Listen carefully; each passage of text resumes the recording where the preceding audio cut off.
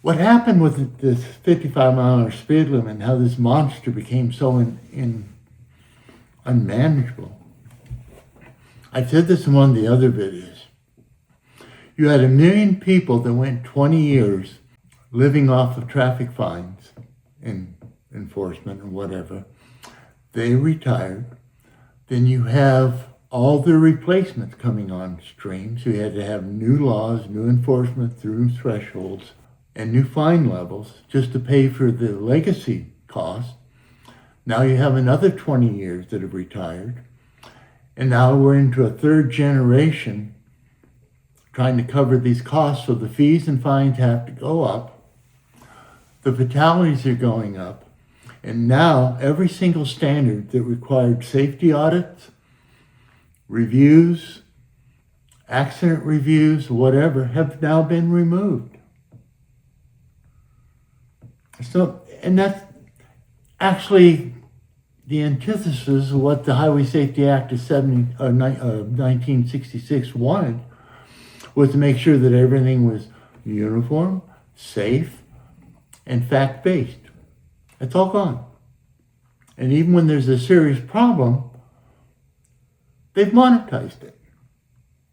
And they're trying to advance this all over the country. Now they've turned into a safety device. They're giving safety grants to allow public entities to steal from the public and to kill people because they're doing stupid woke things, allowing traffic control that we know is unsafe. In Tahoe, my home state, they're trying to put road diets in, quote unquote, for bicyclists and other things, in an area where they had 50, 60, 80,000 people in a forest that would be choked off from an exit roadway, changing the primary arterial down to 2 lanes. And you ask yourself, how'd that work out for the people in Maui? How'd that work out for the people up in Paradise, California? Why would you put a road diet on a primary access road in a high-risk area and not push back? Where's the adults in the room? How come we don't have anybody in the system anymore that's concerned about the public's rights or what's happening to them? We have a bunch of predatory... The insurance companies are involved in this. In fact, that's just why the Highway Safety... National Highway Traffic Safety Administration is in there touting the insurance interest for highway safety and that type of ilk, because they're part of the food chain.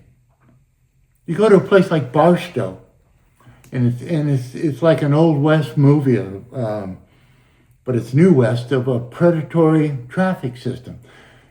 Everybody in there, the attorneys, the judge, the highway patrol officer, are feeding at the same trough. Even the defense attorneys are feeding at the same trough. Imagine driving a truck coming out of a state that's 80 miles an hour speed limit, or a truck from Arizona, which is 75, and you come into California and the speed limit's 55, and the officer's sitting at the bottom of a hill writing tickets for 55, and if you're doing 75, it's a felony. How's that equal?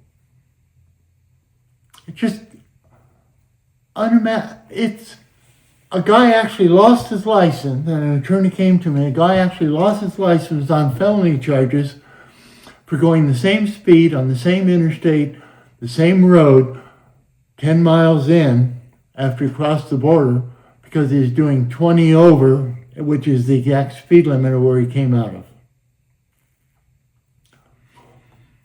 So I'm saying that somebody needs to get in here and look at the National Highway Traffic Safety Administration, where we're going with this.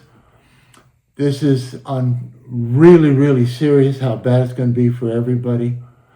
It's not a good place to be, period.